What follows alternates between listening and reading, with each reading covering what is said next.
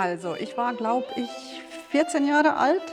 95, das war das erste Also Mal. 95 war ich das erste Mal hier beim Wettbewerb und das ist immer eine wunderschöne Zeit und sehr, sehr, sehr interessant auch alle zu hören und war auch für mich auch selber mitzumachen, war sehr, sehr interessant. Ich erinnere mich nicht an alles, aber wahrscheinlich so vor 19, 20 Jahren circa. Also ich bin schon sehr lange hier und quasi eigentlich hier geboren.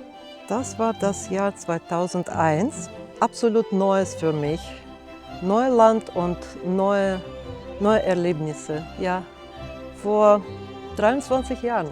Ich kann mich nicht genau erinnern. Ich weiß, dass ich 3 oder 4 Mal schon da war und das erste Mal liegt ziemlich weit zurück. Ja, es gab die Einladung von Professor Montiano. Wir haben uns getroffen bei anderen Wettbewerben in Augsburg und in Magneukirchen und haben uns irgendwie auf Anhieb gut verstanden und ich denke, das war die erste Voraussetzung, dass er mich eingeladen hat. Das erste Mal, ich war im Wettbewerb in 1988. Das ist passiert, weil Petru Munteanu, er war der Direktor in Musikschule in Bukarest und ich war junge Klavierlehrerin. 95 kam ich zusammen mit Baiba als Teilnehmerin, habe ich sie begleitet und dann ab dem nächsten Jahr hat Professor mich immer eingeladen zum Meisterkurs und auch zum Wettbewerb. Ich glaube, außer Viorica und Sabine, ich bin die drittälteste hier im Sinne, dass ich habe eben gezählt, das ist mein 15. Wettbewerb. Also ich bin seit 2013 Geschäftsführer der Kulturstiftung Hohenlohe. Und die Kulturstiftung Hohenlohe ist ja die Austrägerin des internationalen Violinwettbewerbs in Kloster Schöntal. Und so hatte ich 2015 meinen ersten Violinwettbewerb zu organisieren und habe da dann das alles kennengelernt. Wir sagen, der Wettbewerb beginnt nach dem Wettbewerb. Das heißt, die Vorbereitungen beginnen schon nachdem der Wettbewerb zu Ende ist, die Vorbereitungen für den nächsten. Das sind Planungen und Konzertprogramme, Vorspielprogramme, Ideen, wie es am besten wäre. Was machen wir Neues? Was machen wir besser als heute? Also der Wettbewerb hat sich sehr weiterentwickelt aus meiner Sicht. Wir haben auch natürlich mit jeder neuen Austragung versucht, was kann man verbessern, was kann man anders machen. Und die wesentlichste Entwicklung, die wir gemacht haben in letzter Zeit, war eigentlich die Digitalisierung. Dass wir jetzt einen Livestream haben im zweiten Jahr und dass auf der ganzen Welt die Vorspiele angeschaut werden können. Aber dass wir auch jetzt Social-Media-mäßig den Wettbewerb vorangebracht haben und auch andere Werbekooperationen eingegangen sind. Das war, glaube ich, so die allerwesentlichste Entwicklung, die der Wettbewerb genommen hat. Viele Sachen, ja. Das sind wirklich viele Sachen. Ich bin ja immer ein bisschen früher hier und dann ist dieses Kloster wie in einem Schlaf. Und es ist kaum ein Ton zu hören, man geht durch die Natur und es ist still und dann kommt man her und packt seine Sachen aus. Und Schlag mit der Anreise ist es hier wie in einem Bienenschwarm und es knistert vor Spannung und die ganze Welt trifft sich hier und man fängt an zu fragen, was sprichst du, was sprichst du? Man fängt an, sich zu unterhalten in irgendwelchem Kauderwelsch. Dieses internationale Aufkommen von jungen Menschen hier mit diesen vielfältigen Sprachen, das ist schon wirklich extrem entwickelt. Also das finde ich immer unglaublich bereichernd und finde, das ist eigentlich immer ein Grund, wieder herzukommen. Die letzten Jahre waren immer alle motiviert. Das freut immer, das so zu sehen, die ganzen jungen Geiger, die einfach mitten ins Nirgendwo fahren und dann hier mit dem ganzen vorbereiteten Repertoire im Kloster Schöntal dann auftauchen und immer motiviert sind. Natürlich dieses Jahr finde ich das ganz besonders, dass die da alle hier mit so viel Feuer und Leidenschaft dabei sind. Das Level ist immer super hoch. Diese Lebendigkeit, auf die freue ich mich. Ich freue mich aber vor allem auch immer auf die Konzerte, auf das Eröffnungskonzert und auf die Preisträgergala und auf die Matinee, weil ich jedes Mal überrascht bin, welch künstlerische Qualität da von jungen Leuten auf die Bühne gebracht wird. Und eine große Bereicherung, dass man Teil dieses Konzepts und dieser hohen künstlerischen Qualität sein kann. Ja. Also ich denke, dass es immer wahnsinnig spannend einfach ist, vor allem die ganz jungen Geiger zu hören. Und es gibt immer wieder ganz tolle dabei. Und die Organisation ist wunderbar und die Pianisten sind immer wunderbar. Ich glaube, das, was hier zählt, ist wirklich die Qualität von den jungen Menschen, von den jungen Geigern. Und die ist wirklich jedes Mal sehr beeindruckend. Die sind wahnsinnig talentiert und je weiter, mir scheint sogar mit jedem Mal, technisch auch schon weiter und auch musikalisch kann man nicht meckern, das ist auch musikalisch. Ich glaube, der Geist des Wettbewerbs ist Zentrum, ist geblieben, so wie es ist. Dass die Kinder, die Jugendlichen sind das Wichtigste. Und wir haben immer wieder mit Professor, wir haben uns beraten, er hat gefragt, was wir schaffen, wie viele.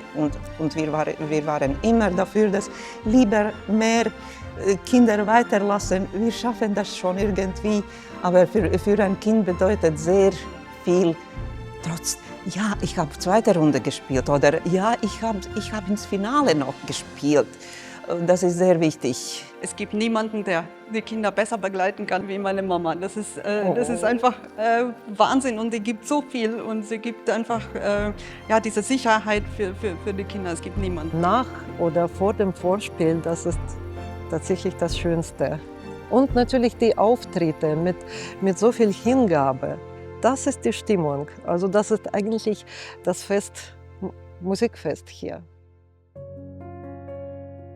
Kloster Schöntal ist ein ganz besonderer Ort, weil ich möchte nicht sagen, dass es eine Magie ist, aber es geht schon in die Richtung. Und ich finde, dass so ein Wettbewerb, der unter einem Dach ausgetragen wird, da wird unser Wettbewerb eher zu einem Campus. Wir haben hier wahnsinnig viel Kontakte. Die Teilnehmerinnen und Teilnehmer haben untereinander Kontakt. Sie haben Kontakt zu anderen internationalen Gästen und Professoren. Sie haben Kontakt zu unserer Jury. Sie haben Kontakt zu den Pianistinnen. Und so klein und groß kommen sie hier rein. Und das Schönste ist, sie schließen Freundschaften. Die bekommen Kontakte untereinander und mit Professoren, mit Dozenten. Also eins der ganz besonderen Sachen hier ist, dass alle unter einem Dach beisammen sind. Und ich glaube, die jungen Leute haben dadurch viele Möglichkeiten, sich kennenzulernen, Freundschaften zu schließen, aber eben auch Leute von der Jury oder aus dem Publikum, also Fachleute kennenzulernen, die ihnen später im Leben helfen können und sie weiterbringen können. Ich glaube, dass das noch ein Mehrwert ist, was wir hier bieten können. Das kann man bieten, weil es in einem abgeschlossenen System in den Klostermauern von Schöntal ist. Und dann ist natürlich die Region hier und die Gebäude, ich glaube, dass das nochmal ein wesentlicher Teil der künstlerischen Inspiration, dass es ein wesentlicher Baustein noch dafür ist für den Erfolg.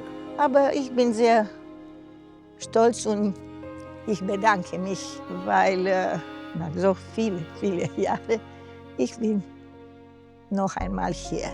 So wie meine Tochter sagt ehrlich, Mama, hier für mich ist das zweite Haus. Für mich auch. Das ist klar. Stimmt absolut. Also aus meiner persönlichen Sicht, das ist tatsächlich, man empfindet als zweites Zuhause, man verbindet sehr viele intensive Momente mit diesem Ort, mit dieser Zeit hier auch. Und ja, das sind die schönsten Erlebnisse hier. Und ja, die schönsten Erlebnisse passieren wo? Die passieren ja, dort, wo dein Herz ist, zu Hause, wo alles lieb ist. Und viele Teilnehmer, die hier glückliche Momente erlebt haben oder besonders schöne Auftritte, gelungene Auftritte, natürlich gehen sie hier mit viel Elan raus. Und durch die schöne Atmosphäre und so viele Kontakte, die haben tatsächlich was Besonderes hier gespürt. Und so sagen sie auch mit Schmunzeln, ja, das fühlt sich tatsächlich so wie das zweite Zuhause an. Und deshalb kommen wir wieder.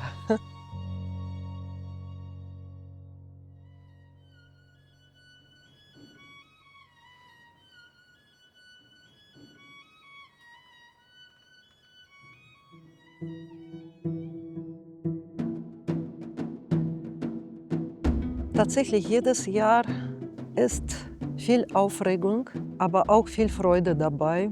Zittern auch.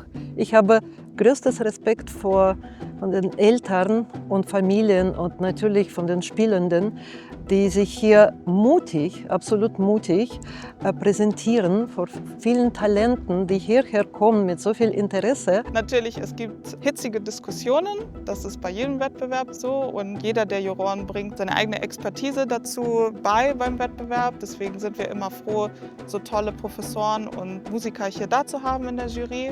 Diese Aufregung, die ich damals hatte, als Kind tatsächlich zu spielen, die kann ich jetzt ein bisschen nachvollziehen, weil es kommt nicht auf jede Note an, wenn man irgendwas falsch spielt oder sowas. Das merke ich jetzt, dass es wirklich keine Rolle spielt. Natürlich allein schon diesen Raum zu sehen und in diesem Saal nochmal jedes Mal reinzugehen, das ist schon sehr, sehr, sehr aufregend. Das ist für mich auch nicht leicht, weil die Gewissheit, ich darf keine Fehler machen. Gut, ich habe jetzt schon gelernt, wenn auch ein Tag da ein bisschen was passiert ist, muss ich überleben. Aber die Verantwortung natürlich ist für mich auch groß und aufregend.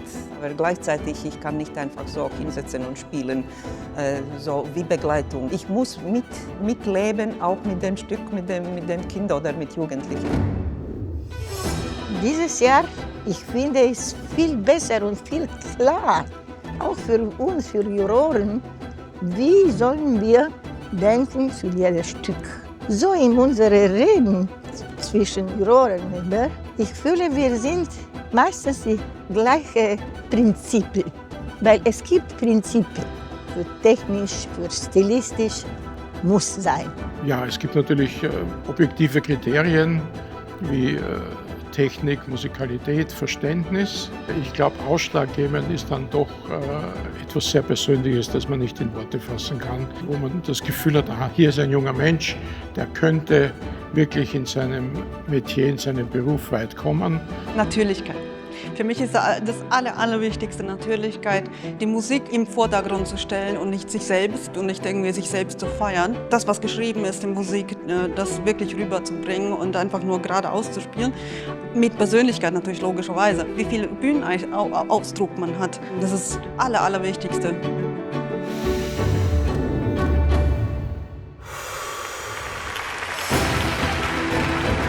Persönlichkeit, Musikalität, was mein Papa auch sehr wertgeschätzt hat, Spaß an der Musik einfach zu haben und ja, mit Freude dran zu bleiben. Aufgeregt und neugierig zugleich kommen sie hier rein, sie strömen und sind offen für alles, auch ja tatsächlich angespannt. Was werden sie hier finden? Was werden sie hier erleben?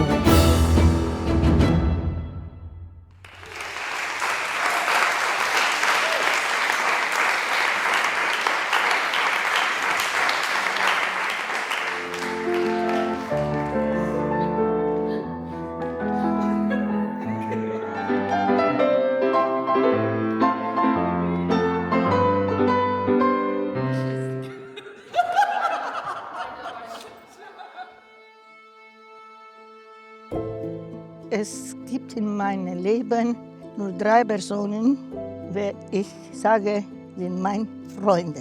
Er ist einer von diesen. Ich habe ihn in den letzten 10 Jahren sehr schätzen gelernt. Und wir haben sehr schnell, glaube ich, einen Weg zueinander gefunden. Und ich habe sehr schnell verstanden, was seine Vision ist. Er hat den Wettbewerb gegründet und alles in die Wege geleitet. Und also ich finde, so einen Wettbewerb sieht man nicht alle Tage, vor allem auch mit den Altersgruppen und dass es so an so viele junge Geiger gerichtet ist. Er ist ja ein sehr energischer Mensch gewesen, er ist ein sehr geradliniger Mensch gewesen und auch ein Mensch, der wirklich aus jedem einzelnen Schüler, Studenten und Menschen versucht hat, das herauszukitzeln, was man überhaupt kann. Professor Munteanu, er hatte so ein Talent und Gabe, jeden zu heben und nie unterdrücken. Er hat fast in jedem auch das Potenzial gesehen. Die Stimmung zu merken von einem Studenten oder von einem Spielenden, das war immer so seine Stärke, zu merken, jetzt lieber so oder jetzt lieber so. Er wusste schon, wie man das einschätzt. Ja, war es eine seltsame Verbindung von persönlichem Freund und Autorität. Also wenn er da war, dann war einfach immer klar, was passieren soll.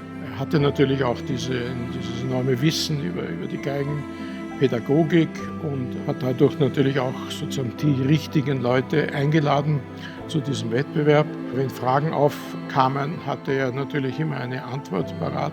Er hat das einfach hier mitten im Nirgendwo aufgebaut, einen Namen erstellt für diesen Ort, für diese ganze Stimmung hier. Und in meinen Augen hat er was Einzigartiges geschaffen, was wir hier versuchen weiterzuführen. Immer vor 20, vor 30, vor 5 Jahren, immer Montiano herzlich, engagiert, unglaublich aktiv, immer wieder kritisch mit sich selber und mit Situation, aber unglaublich wohlwollend und sehr liebend zu den Kindern.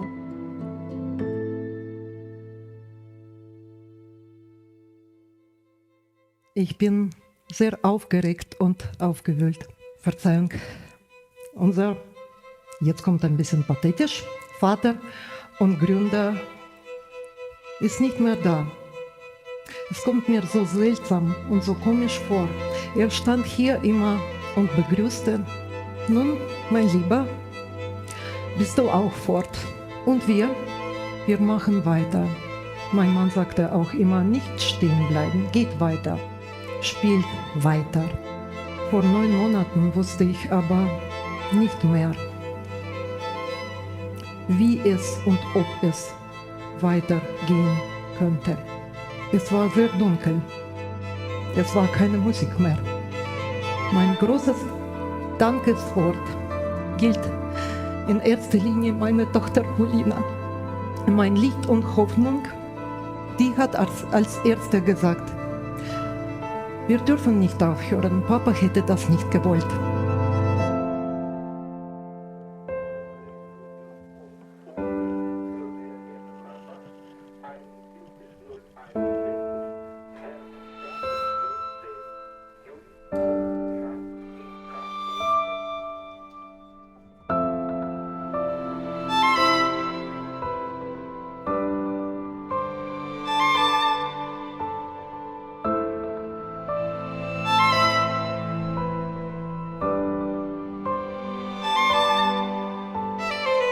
Er war eine väterliche Figur. Das haben wir auch von seinen Studierenden schon gehört und das war er wirklich. Und es war ein Austausch auf Augenhöhe. Also es war wirklich gut und ich vermisse ihn, muss ich ehrlich sagen. Seine Werte, mit Menschen umzugehen und die Musik an die Menschen heranzutragen, dass er das so vielen Menschen gegeben hat, das finde ich, glaube ich, das Wichtigste an ihm, denn diese Traditionen gehen verloren. Seine Töne, seine Art, die Musik zu verstehen, die hat er eben so vielen Menschen gegeben und das wird weitergetragen. Er war immer mindestens 2 Schritte in seinem Denken voraus. Er spürte, was gut tut und war auch sehr diplomatisch, im Sinne empathisch. Unglaublich menschlich. Er war wirklich für jeden Teilnehmer, für uns alle unglaublich nett und war einfach so eine wahnsinnig gute Verbindung mit dem als Mensch. Ja, nicht dieser Professor, Jugendlicher, sondern einfach nur immer ganz nah dran. Ich habe immer gehört, höre auch immer und werde sicherlich noch hören, wie toll die Leute fanden seine unterstützende Art, dass alle diese Art vermissen und vermissen werden.